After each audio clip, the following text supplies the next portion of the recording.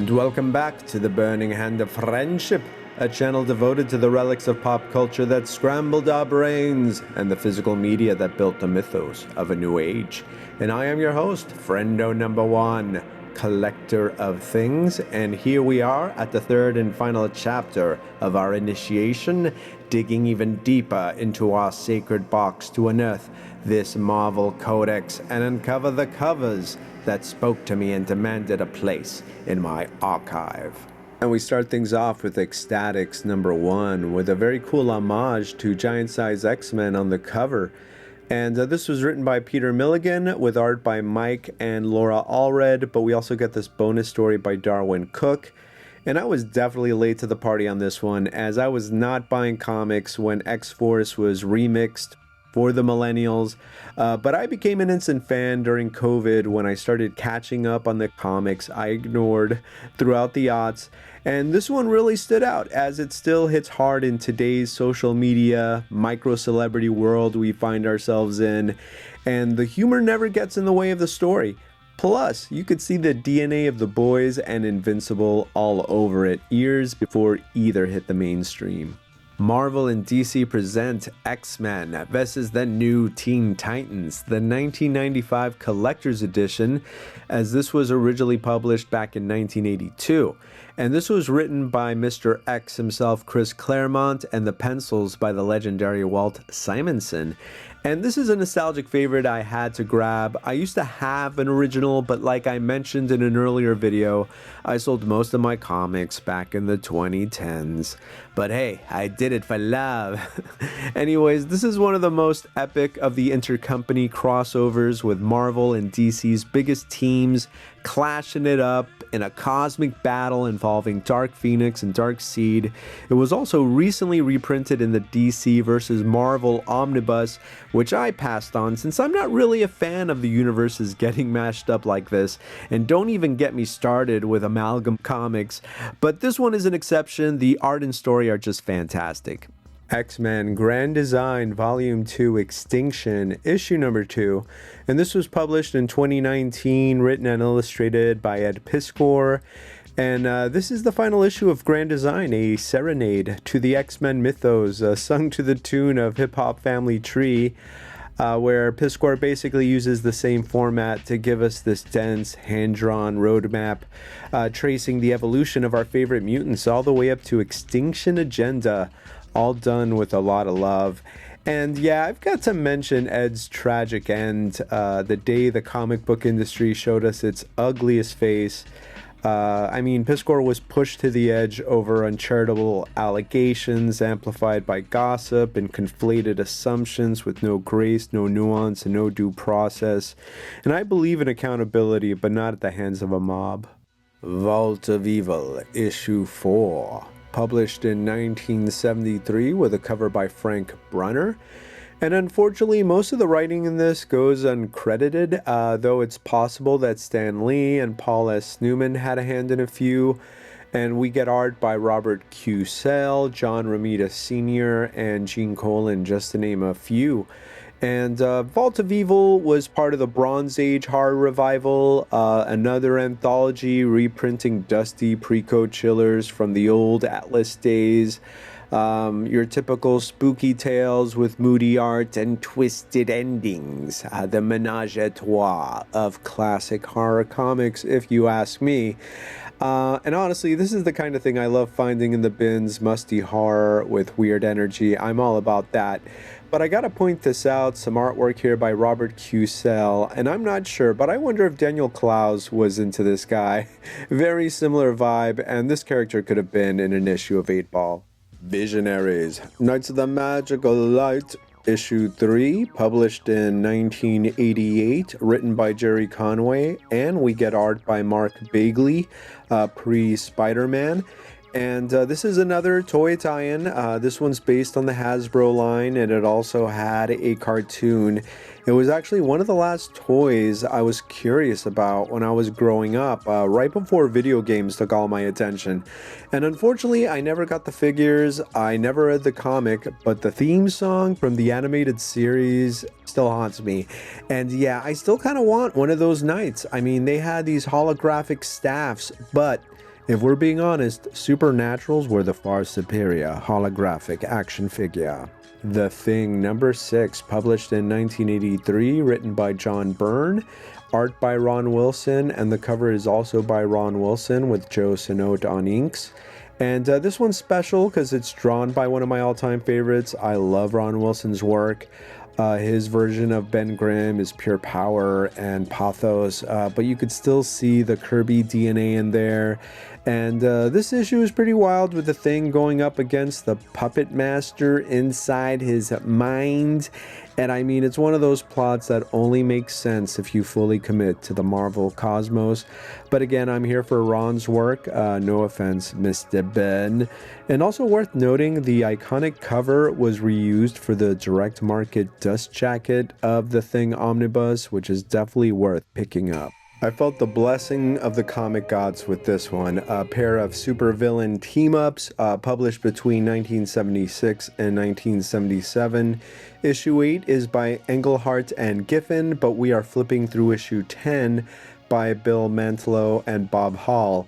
And Doctor Doom has always been a favorite, probably the most iconic Marvel villain as well. I mean, he's interfered with and menaced just about everyone in Earth 616, and yet we still love him.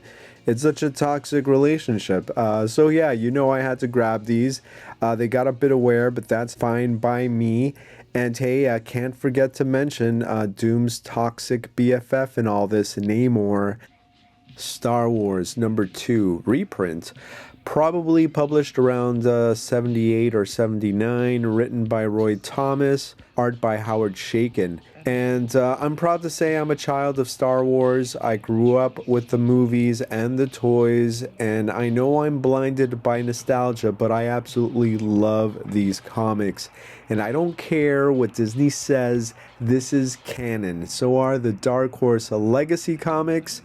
And Disney, they're the evil usurpers whose corporate hubris destroyed a franchise that was loved by millions.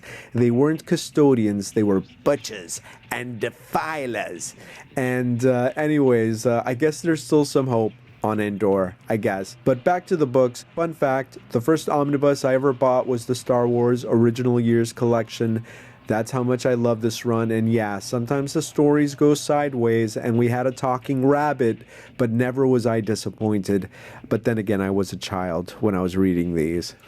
Peter Parker, The Spectacular Spider-Man number 62, published in 1982, written by Bill Mantlo, and we have art by Ed Hennigan and Jim Mooney.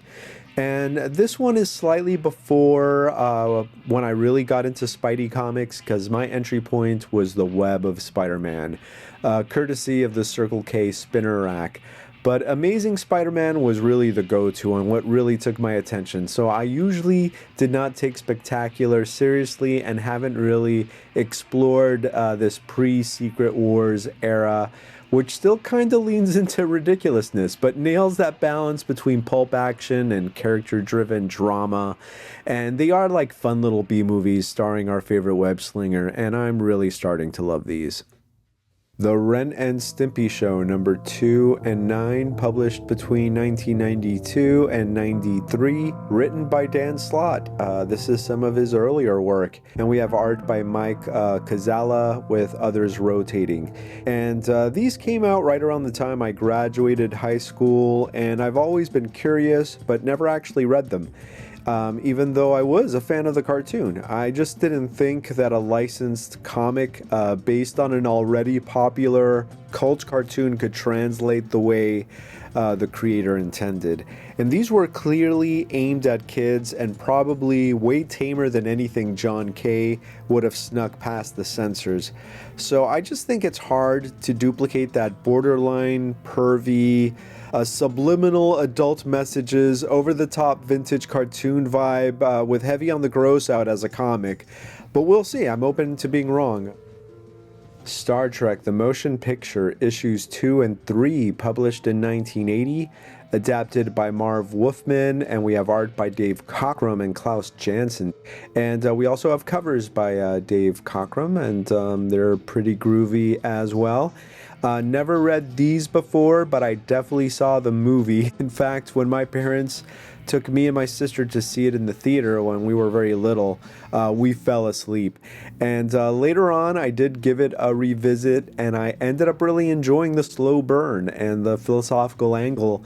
And the FX were pretty psychedelic, which I didn't appreciate at the time. So I'm curious to see how Marv Wolfman handles all that in his 3-part adaptation, which actually led to Marvel launching a monthly Star Trek series. And I'm always happy to see Dave Cockrum involved, especially on something cosmic. Marvel Feature Presents Red Sonja number 7, published in 1976. Written by Roy Thomas, and we have art by Frank Thorne. And this is the final issue of Marvel Feature with Red Sonja before she launches her own series, and here she goes head-to-head with Conan, and then they start dating, and it's actually a rom-com. And I'm obviously pulling your leg because this is Marvel going all in on the sword and sorcery wave of the 70s, which would later spill onto movie screens in the 80s. But Roy Thomas here brings his usual flair for capturing Robert E. Howard's universe, and Frank Thorne is the Red Sonja artist. He balances the va-va-voom with the badassery, pure Bronze Age magic. Punisher Original, number 8. But let's check out this amazing cover by Jim Lee for a bit. I love this 80s action movie vibe with the purple zip tone. I mean, can't you hear the retrowave synths with that background? But anyway, this was published in 1989, written by Carl Potts.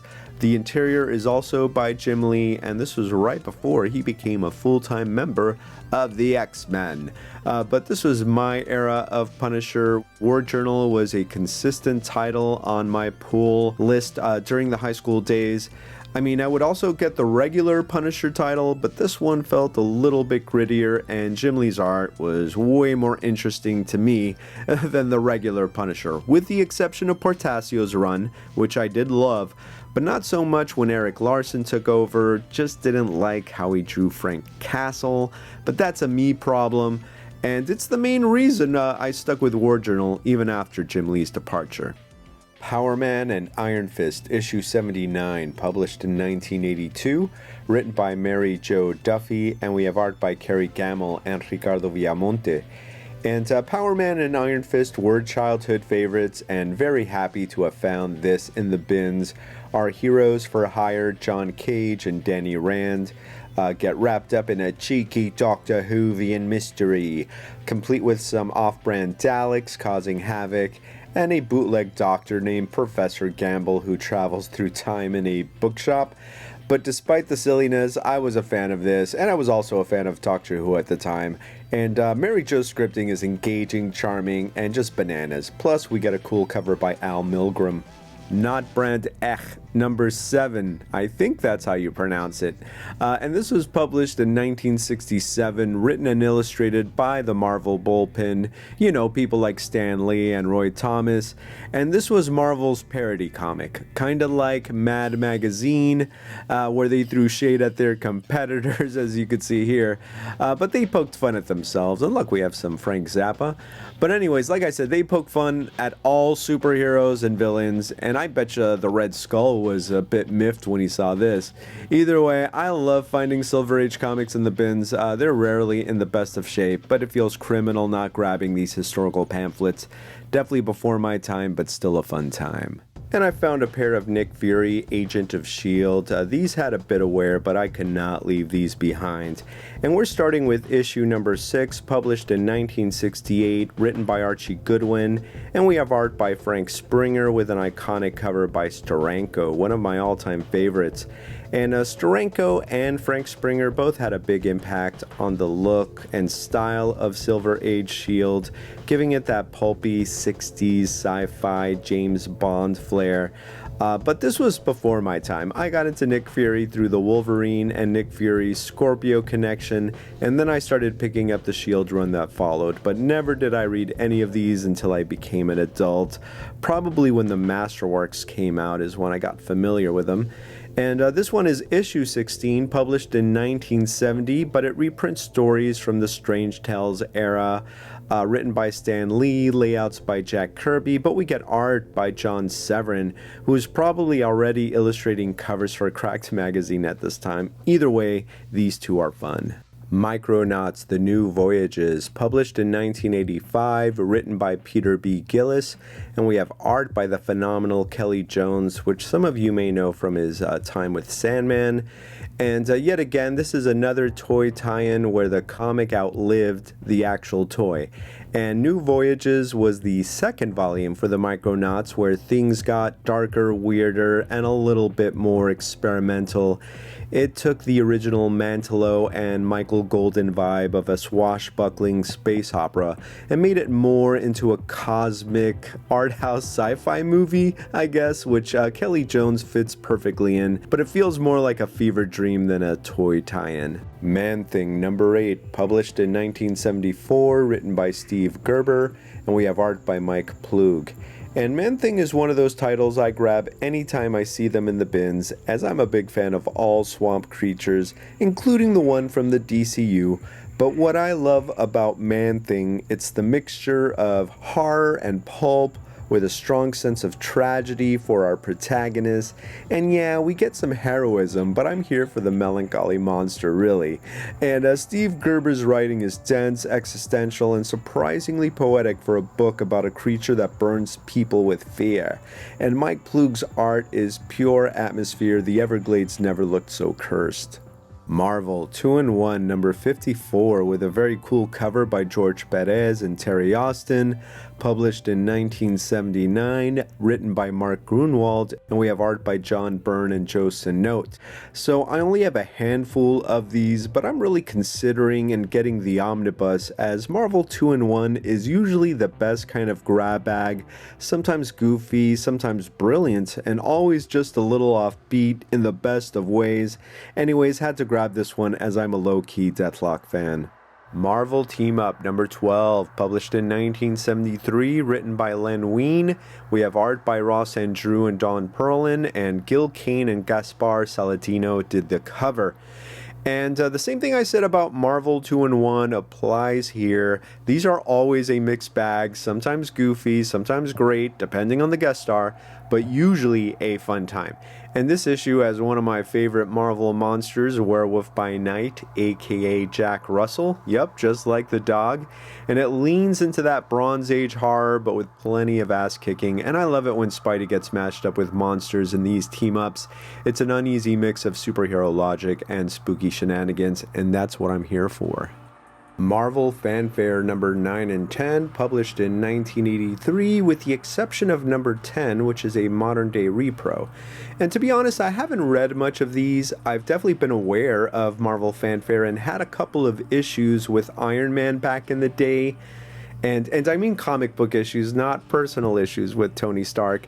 But I really don't collect these. But there is an omnibus for Marvel Fanfare that came out recently, which I would love to check out, since it reads more like an anthology, and you get an all-star cast of artists, writers, and heroes. So if anyone has picked it up, leave a comment and let me know if I should just grab it. But anyways, I grabbed number 9 because of the Man-Thing, and grabbed number 10 because of the amazing George Perez artwork. I'm not even a big fan of Black Widow, but I'm willing to check it out for George. And I also kind of like that both of these covers were a little spooky. Machine Man number 2, published in 1978, written and illustrated by Jack the King Kirby, and we have inks by Mike Royer. Now this is kind of a deep cut from Jack Kirby, and I've barely read any comics from this run. But Machine Man spun out of Kirby's adaptation of 2001, A Space Odyssey by Stanley Kubrick, which I have read, and actually I almost have a full run. But Machine Man shows up as Mr. Machine in the final issues, and then Marvel let Kirby run wild with the concept. And this solo series emerged as pure late 70s weirdness, not Kirby's most famous work, but would love to read the full run. King Conan #1, published in 1980, written by Roy Thomas, and we have art by Big John Buscema and Ernie Chan. And I have to confess, I've never read a King Conan book, but have certainly read plenty of Savage Sword and the regular Barbarian run.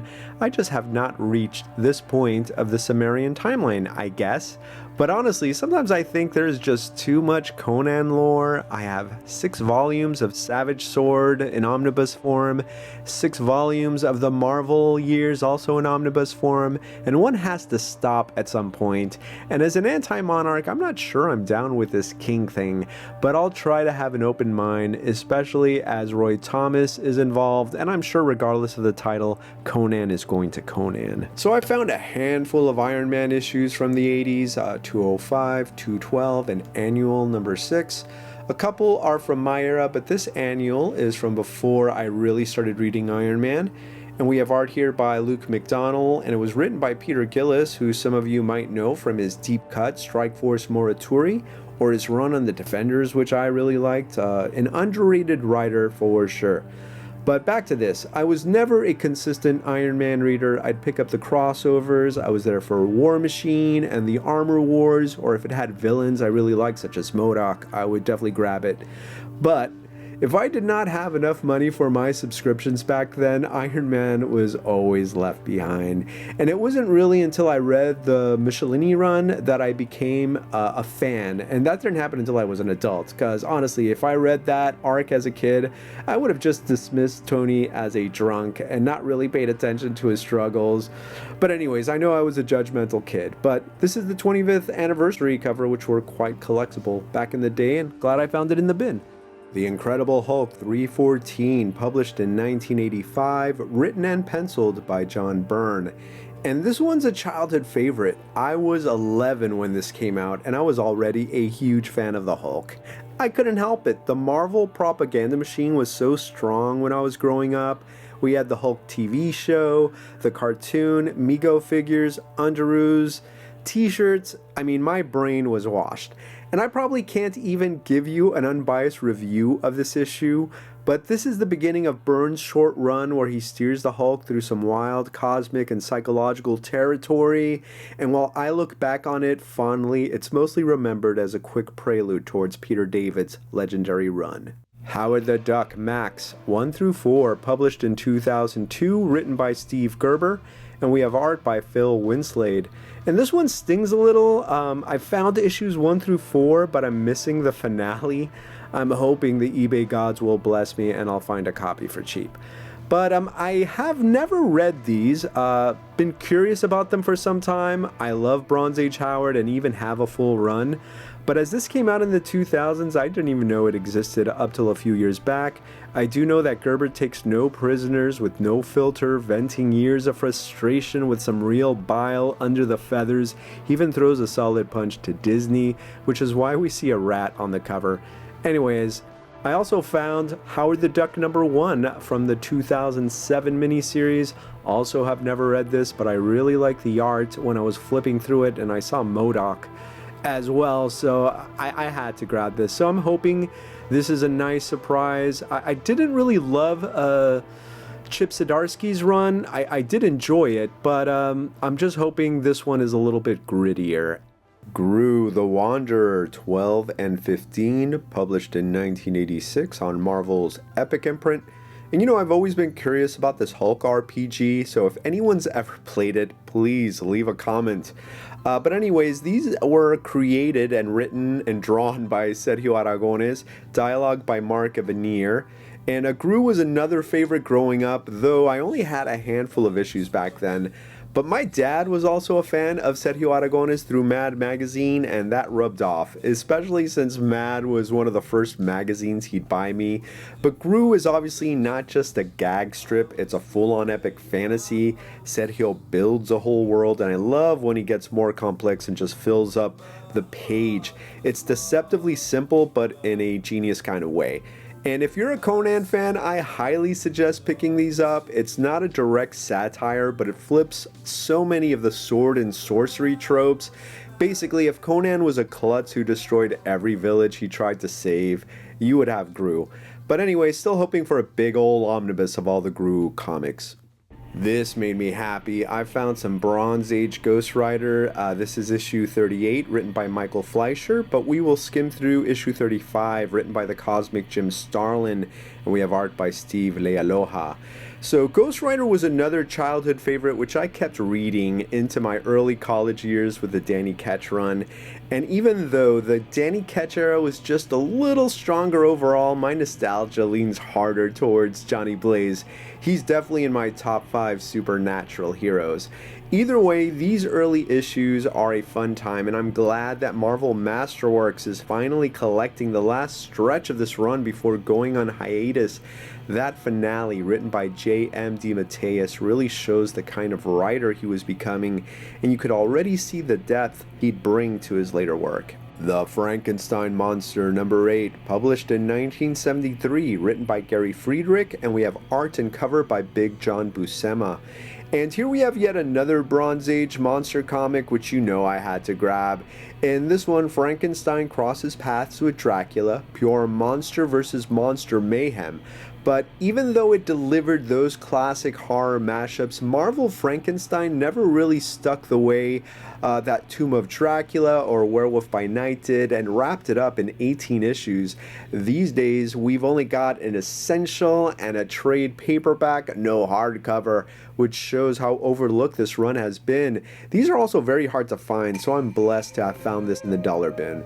Fantastic Four, number 63 and 60, published in 1967, written by Stan Lee and art by Jack the King Kirby. And these are two heavy hitters from the Silver Age, both still packed with that cosmic chaos only Lee and Kirby could deliver. And this is issue number 60, a Doctor Doom story dripping with megalomania and melodrama. The guy literally hijacks the power cosmic, the limitless energy tied to Galactus and his heralds. Anyway, these copies are a bit beat up, but honestly that's the charm. Still readable, still beautiful, no slabs, no plastic prisons. These books were made to be held, not hermetically sealed like alien artifacts. We have a nice little stack of Doctor Strange Volume 2 in mixed condition, but this number 25 by Jim Starlin is in beautiful shape. Also found number 41, number 39 by Chris Claremont, number 57 from the Roger Stern era, and issue 63 written and drawn by Carl Potts. But we'll be skimming through issue number 41 from Chris Claremont's short run, where Strange crosses paths with the Man-Thing, and you know I love me some Man-Thing. And let me not fail to mention Gene Colan's moody art, which I absolutely love from this era.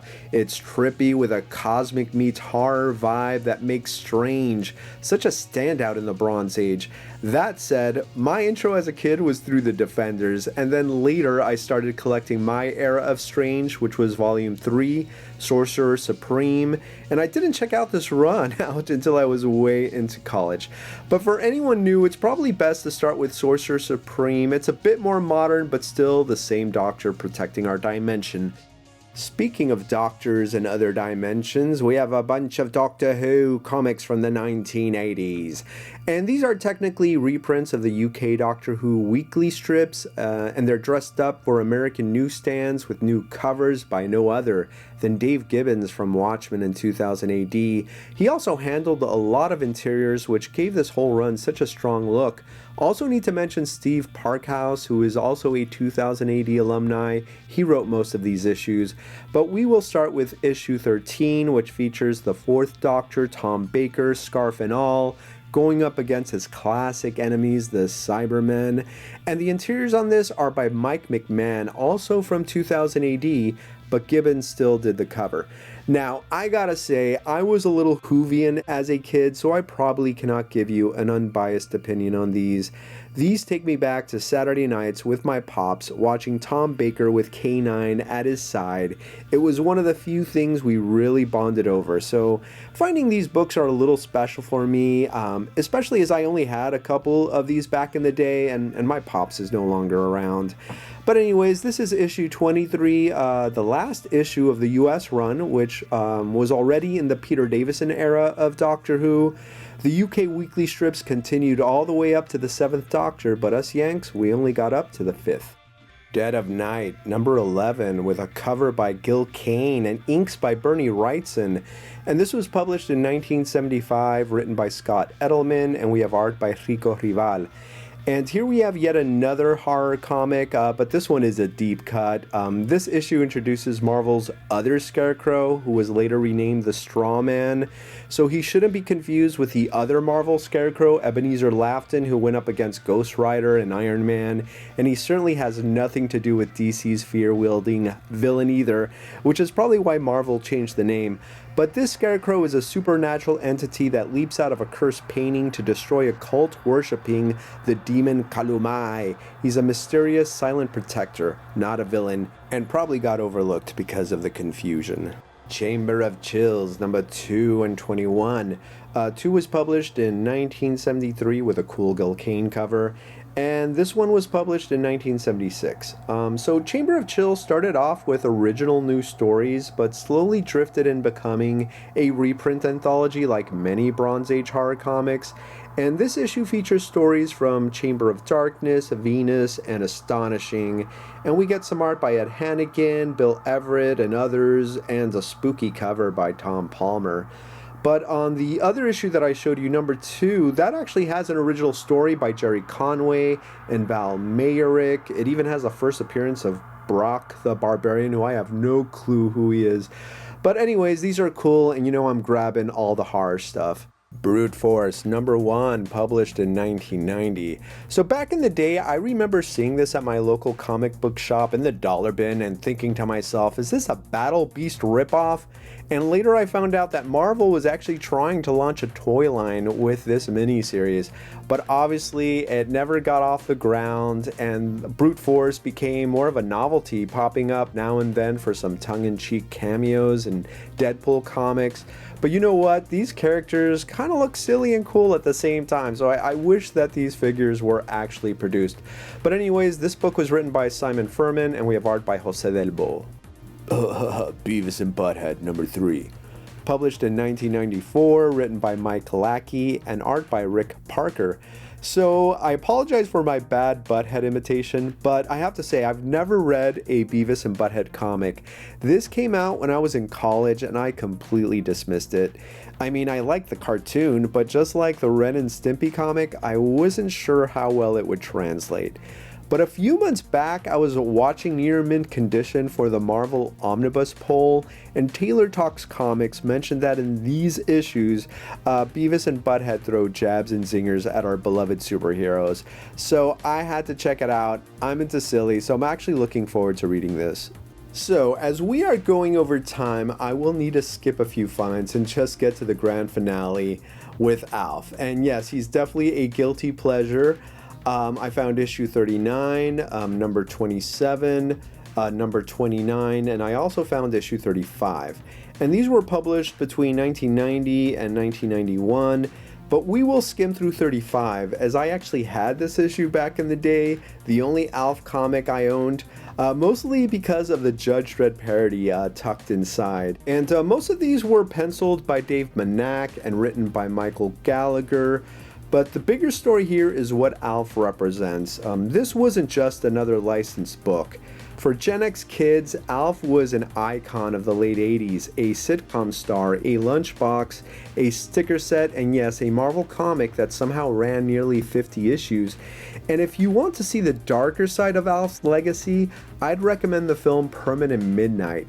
It's based on the life of one of the show's writers, Jerry Stahl, and he's a guy who helped create the lighthearted alien comedy while secretly spiraling into a heroin addiction, and the movie pulls no punches punches, it's just a reminder that even behind the silliest pop culture icons, there can be some very real human wreckage. And there you have it. The Comic Codex has been initiated. And if you sat with me through all 3 halls and listened to my mad rants, you've officially been indoctrinated as a nerd. And if the spirit of Will Eisner moved you, bless that like button and tap subscribe to seal your place among the initiated.